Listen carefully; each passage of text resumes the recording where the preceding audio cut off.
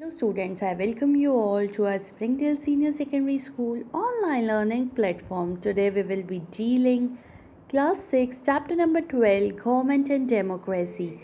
In this video lecture we will get to know about our government, function of the government, level of the government, types of government, monarchy, dictatorship, unitary form of government, democracy. Democracy further divided into two parts: direct democracy, representative democracy. Types of representative democracy: parliamentary form of government, presidential form of government.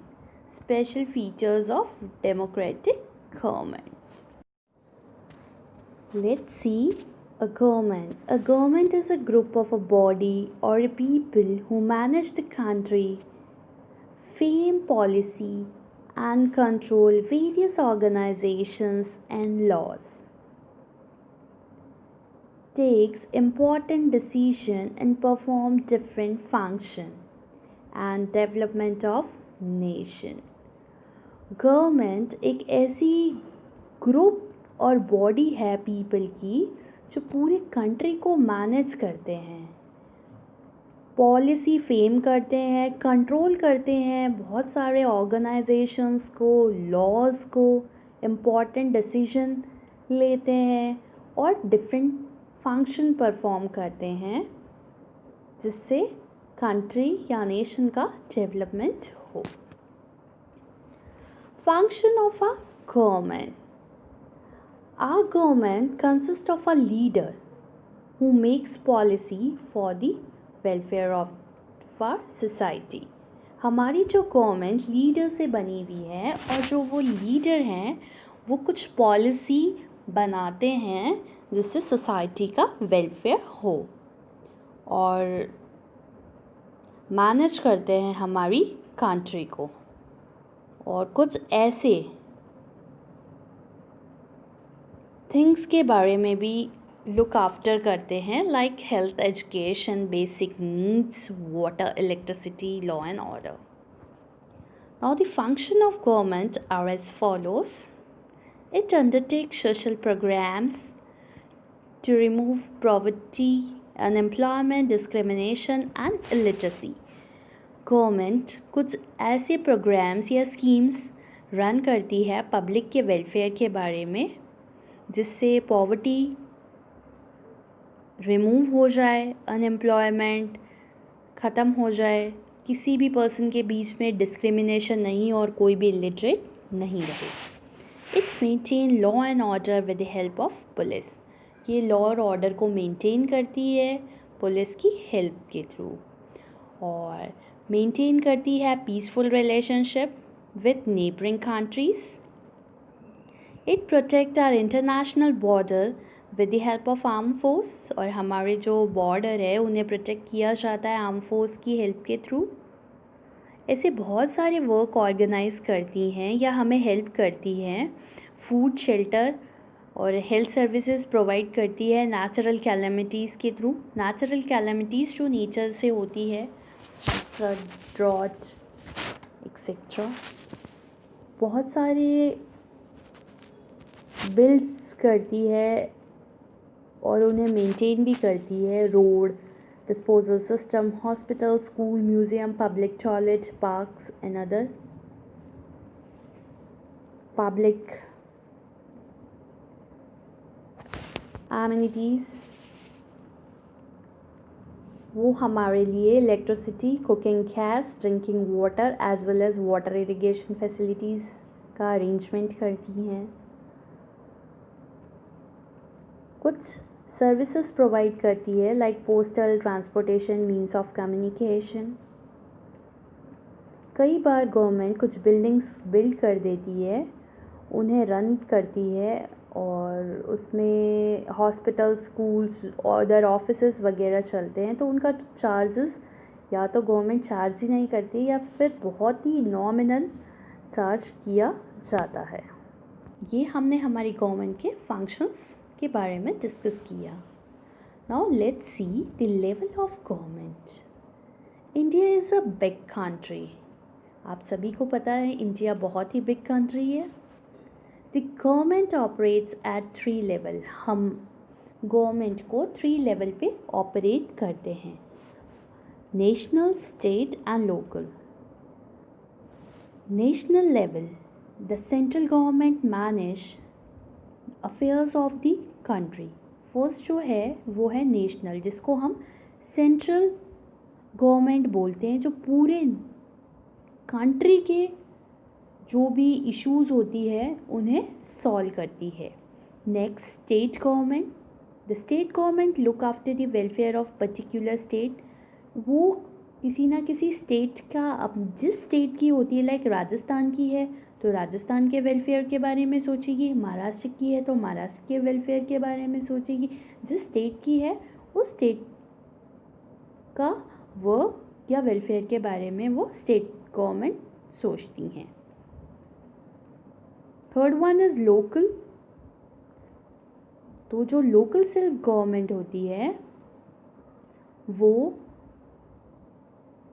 Villages, towns और city के welfare के बारे में work करती हैं। Now next one is government and law. Function of government is to make law. Government का function ही यही है कि लॉज को बनाए। तो जो फंक्शंस गवर्नमेंट बनाती है उन्हें कौन देखता है? 3 ऑर्गन्स ऑफ गवर्नमेंट देखते हैं। First one is legislature, which is the law-making organ. Second one, executive, which implement these laws. Judiciary, see to it that these laws are carried out with resolving dispute. 3 organ हैं हमारी government के, legislative, executive, judiciary. Executive इन laws को implement करती है, legislature बनाती है और जुडिशरी का काम ये होता है कि वो देखे कि जो लॉज बने हैं वो ठीक से चल रहे हैं या नहीं, या उससे जो लोगों के डिस्प्यूट्स है वो सॉल्व हो रही है या नहीं। In our country laws for the whole nations are made by the parliament. पूरे नेशन के लिए या पूरी कंट्री के लिए जो लॉज बनाते हैं वो बनाती है पार्लियामेंट, जिसे लेजिस्लेटिव बॉडी बोला जाता है। Now state legislative bodies make law for particular state. जो स्टेट लेजिस्लेटिव होती है वो पर्टिकुलर अपने स्टेट के ही लॉज बनाती है। नाउ द एग्जीक्यूटिव और administrative branch implement the laws. जो एग्जीक्यूट और एडमिनिस्ट्रेटिव ब्रांच होती है वो लॉज को इम्प्लीमेंट करती है और जुडिशरी उसे देखती है कि सारे जो लॉज वगैरह बने हैं वो ठीक से चले और जो भी लोगों की डिस्प्यूट है वो रिजॉल्व हो। So let's see types of government. Government कितने टाइप की होती है? Monarch is the oldest and was in the past form of government. A monarch is a king or a queen who is all powerful. This form of government is hereditary, means son or daughter inherits the throne of the king or the queen after his or her retirement or job. The ministers advise them on all issues, but the advice of the minister may or may not be followed. We are talking about monarch form of government, which is oldest and was in the past form of government. जो monarch था ये पुराना है और past में इसे use किया जाता था। मोनार्च में क्या होता था, एक किंग और क्वीन होते थे, या तो उस थ्रोन का लीडर किंग होता था या क्वीन होती थी। वो बहुत ही पावरफुल रहते थे। और यहाँ पे कौन सा फॉर्म ऑफ गवर्नमेंट था? हेरिडिटी। लाइक कि जब तक किंग और क्वीन का रूल चल रहा है तब तक तो वो उस थ्रोन के किंग और क्वीन हैं। जब उनका रिटायरमेंट और डेथ हो जाएगी तो उनके बाद उनका हेरिडिटी लाइक उन्हीं का सन या उन्हीं की डॉटर को वहाँ उस थ्रोन का किंग और क्वीन बना दिया जाता है। इस फॉर्म ऑफ गवर्नमेंट में मिनिस्टर्स होते हैं एडवाइस देने के लिए, पर उन मिनिस्टर्स की जो एडवाइस है कभी सुनी जाती है या कभी फॉलोअप की जाती है, कभी नहीं की जाती है। अब ये देखा जा रहा है कि the will of king and the queen is all powerful. मतलब जो भी करेंगे किंग और क्वीन अपने डिसीजन से ही करेंगे, उनकी विल ज़्यादा इम्पॉर्टेंट है as compared to the advice of other people or minister. Now second one is dictatorship. Dictatorship, all decisions making power lie in the hand of one individual or the small group or a powerful people. The people have no right to protest nor take part in decision making process.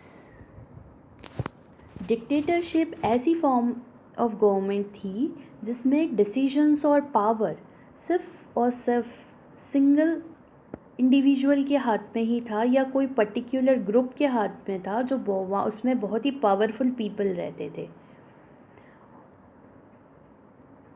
किसी भी people को कोई right नहीं था कि वो उनके decision को प्रोटेस्ट करे और कोई भी डिसीजन प्रोसेस में वो पार्टिसिपेट करे। तो जो चलती थी डिक्टेटरशिप में वन इंडिविजुअल की या उस स्मॉल पावरफुल ग्रुप की ही चलती थी। अगर कोई उसे अपोज करता था तो किया नहीं जाता था और कोई डिसीजन मेकिंग में प्रोसेस में भी पार्ट नहीं लेता था। मतलब वो जो बोलते थे वही होता था। Famous example of dictatorship is Adolf Hitler. Now next one is a unitary form of government.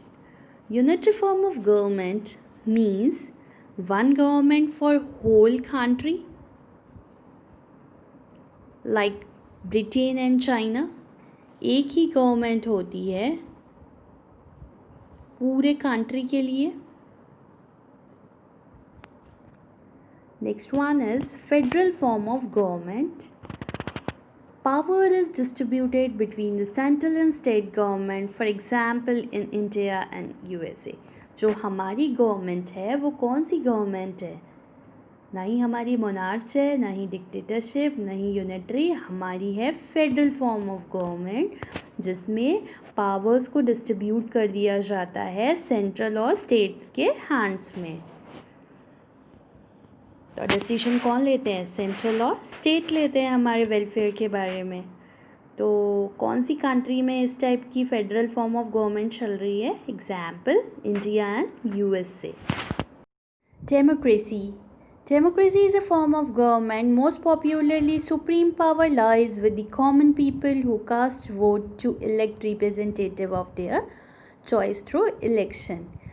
Democracy एक फॉर्म ऑफ गवर्नमेंट है जो बहुत ही ज़्यादा पॉपुलर है, जिसमें सुप्रीम पावर कॉमन पर्सन के हाथों में होती है क्योंकि वो वोट कास्ट करते हैं और अपने इलेक्टेड रिप्रेजेंटेटिव को चूज़ करते हैं इलेक्शंस के through. The person get maximum votes is the winner. Leaders are chosen through elections and they became decision maker who run the country. जिस पर्सन के पास ज़्यादा वोट होते हैं वही विनर्स होते हैं और वो जो लीडर चूज़ होते हैं वो इलेक्शन के थ्रू चूज़ होते हैं और वही डिसीजन मेकर्स होते हैं हमारी कंट्री के लिए और हमारी कंट्री को चलाते हैं. Abraham Lincoln defined democracy as the government of the people by the people for the people. Abraham Lincoln ने एक डेफिनेशन दी थी डेमोक्रेसी की. उसमें ये बताया था कि जो गवर्नमेंट ऑफ है वो ऑफ द पीपल है, बाय द पीपल है, फॉर द पीपल है. Government or democratic government make the common man all powerful because if the representative doesn't work, then they can be replaced by someone else in the next election. जो democratic government है वो जो common people है या हम जैसे people हैं उनको पावरफुल बनाती है. कैसे? क्योंकि हमने हमारे लीडर को वोट दे के चूज़ किया है. अगर हमें हमारे लीडर का वर्क पसंद नहीं आता है तो हम उसको रिप्लेस कर सकते हैं किसी और पर्सन के थ्रू जब नेक्स्ट टाइम इलेक्शन आए. Now type of democracy. Two type of democracy, direct democracy and representative democracy. First we are discussing about direct democracy. Direct democracy is a democracy in which people make law and policy by which they are governed and suitable for a country with a small population. लोग खुद ही अपने laws और policies बना लेते हैं और खुद ही उनको चलाते हैं. उसे डायरेक्ट डेमोक्रेसी बोलते हैं और ये जनरली उन कंट्री में होता है जहाँ स्मॉल पॉपुलेशन होती है. Next we are talking about representative democracy. Representative democracy means that which elected representative run the government. Leaders chosen by us became the member of a body called legislature. Example, India. Representative democracy वो democracy होती है जिसमें elections होता है और representative को elect किया जाता है वोटिंग के बेसिस पे, और वहाँ का जो लीडर होता है उन्हें खुद पब्लिक चूज़ करती है और उसके बाद वो लेजिस्लेचर का क्या बन जाता है? मेंबर बन जाता है. एग्जाम्पल हमारी कंट्री है ही India. Type of representative democracy. In representative democracy, we have two main form of government called parliamentary and presidential form of government. So first we are discussing about parliamentary form of government. The parliamentary form of government is the government where there are two heads. First one is Prime Minister, who is directly elected by the people as the member of parliament, and second is the president, the head of the state, who is indirectly elected. He or she is not elected by citizen. Parliamentary form of government में हमने two heads देखे. एक होते हैं हमारे president और दूसरे होते हैं हमारे प्राइम मिनिस्टर. जो हमारे प्राइम मिनिस्टर हैं वो तो डायरेक्टली इलेक्टेड हो जाते हैं पीपल से as a member of parliament, और जो प्रेसिडेंट हैं वो डायरेक्टली नहीं इलेक्टेड होते हैं, वो इनडायरेक्टली इलेक्टेड होते हैं. उनको सिटीजन इलेक्ट नहीं करते हैं. Now doubt is arising how he will elect. The president is elected through an electoral college which is made up of elected representative who are the member of parliament. जो हमारे president हैं वो directly तो elect नहीं होते, indirect तरीके से elect होते हैं और उन्हें हम सिटीजन इलेक्ट नहीं करते हैं. वो किसके थ्रू इलेक्ट होते हैं? इलेक्टोरल कॉलेज के थ्रू होते हैं, जिसको कौन बनाता है? Elected representative. इलेक्टेड रिप्रेजेंटेटिव से वो बनता है और वो जो इलेक्टेड रिप्रेजेंटेटिव होते हैं वो हमारे पार्लियामेंट के मेंबर्स ही होते हैं. और हमारे जो पार्लियामेंट के मेंबर्स हैं वो कौन हैं? जिनको हमने खुद ने चूज़ किया है एज अ रिप्रेजेंटेटिव वोट दे के, और वो पीपल हमारे बिहाफ पे हमारे प्रेसिडेंट को इलेक्ट करते हैं. जो एग्जीक्यूटिव होते हैं वो पार्ट होते हैं लेजिस्लेटिव ब्रांच के. The head of the government is the leader of the majority party and control the executive. जो हमारे हेड ऑफ द गवर्नमेंट होते हैं वो हमारे प्राइम मिनिस्टर होते हैं. Now we are discussing about presidential form of government. Presidential form, the legislature and executive are separated. जो legislature और एग्जीक्यूटिव होती है वो बिल्कुल अलग अलग होती हैं. The president is the head of the state and the president chosen for a fixed tenure. एक tenure होता है उनका, वो फिक्स होता है जब वो चूज़ किए जाते हैं. जो हमारे प्रेसिडेंट होते हैं वो पॉलिसी मेकर होते हैं और legislature is the law maker. Policy maker हमारे प्रेसिडेंट होते हैं, लेजिस्लेचर लॉ मेकर होती है. लेजिस्लेचर, एग्जीक्यूटिव, जुडिशरी तीनों ही अलग अलग होते हैं, सेपरेटेड होते हैं. तो the president is all powerful.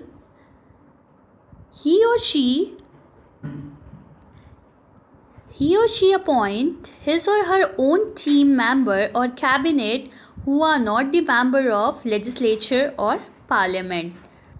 हमारे जो प्रेसिडेंट होते हैं वो इतने पावरफुल होते हैं कि वो अपनी जो टीम मेंबर्स हैं या अपने जो कैबिनेट के मेंबर्स हैं उन्हें खुद ही अपॉइंट करते हैं और वो पार्लियामेंट और लेजिस्लेचर के मेंबर्स नहीं होते हैं. और जो हमारे प्रेसिडेंट हैं उनका टेन्योर तो फिक्स्ड होता ही है. अगर ऐसा केसेस होता नहीं है पर बहुत ही ज़्यादा ऐसे सर्कमस्टेंसेस आ जाएं कि उन्हें रिमूव करना पड़े तो उन्हें रिमूव करने के लिए भी बहुत डिफ़िकल्ट प्रोसीजर है और उस प्रोसीजर को इम्पीचमेंट मूवमेंट बोलते हैं. Who can vote? Citizens who are 18 years of age or above can cast their vote for choosing the representative of their choice. For casting vote during election, it is important for their name should be included in voter list. All citizens are equal irrespective of caste, creed, religion, or economic condition, and are given the equal rights to the vote. This is called universal adult franchisee.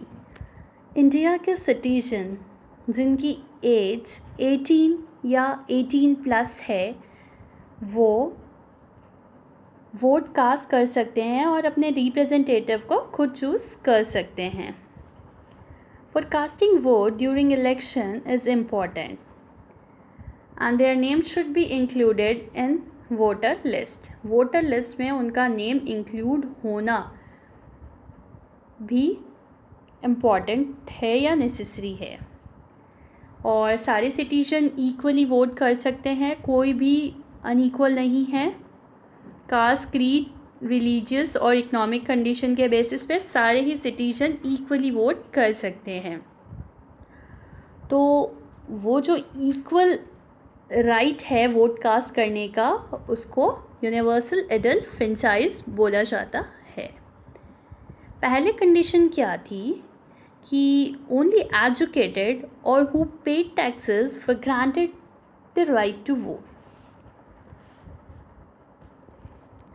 Women's uneducated not cast vote. सिर्फ educated people और tax paid people ही vote cast कर सकते थे. उसके अलावा uneducated और women तो वोट कास्ट ही नहीं कर सकते थे. बट ऐसा नहीं है. जब हमारी कंट्री डेमोक्रेसी हुई, कॉन्स्टिट्यूशन फेम हुआ, तो उसमें कुछ पॉइंट्स इंक्लूड हुए जिसके बाद स्मूथ फंक्शनिंग हुई और राइट मिला सारे सिटीजन्स को वोट कास्ट करने का. Special feature of a democratic government. Democratic government होने के कुछ स्पेशल फीचर्स भी हैं. Let's see. Government is responsible for maintaining peace. Government responsible है पीस को मेंटेन करने के लिए. It work for the welfare of the people. और जो गवर्नमेंट बनी है वो लोगों के वेलफेयर के बारे में वर्क करे. Government is answerable to the people. कोई भी क्वेरीज पीपल को है रिगार्डिंग एनीथिंग तो गवर्नमेंट को आंसर करना होगा regarding those queries. People of equality and justice are upheld. कि इक्वालिटी और जस्टिस के बेसिस पे या उसी के प्रिंसिपल पे काम हो. People have a share at all level, people का शेयर रहेगा सारे लेवल्स पे. Political experts say that democracy works first in school for good citizenship, where the citizen can aware of their rights and duties. Democracy में लोगों को उनके rights और duties के बारे में अवेयर करना और उन्हें पता होना चाहिए कि इनके क्या राइट्स और ड्यूटीज़ हैं. Government is born by an election term. During this period, party complete to regain authority by making sure that their policy work for the welfare of the work. कि जो भी पार्टीज़ बनी है वो उसी policy पे work करे जिसके बारे में वेलफेयर हो लोगों का, और जो पॉलिसीज़ इस तरीके का काम नहीं करेगी वो दोबारा री इलेक्ट नहीं होगी पीपल के थ्रू.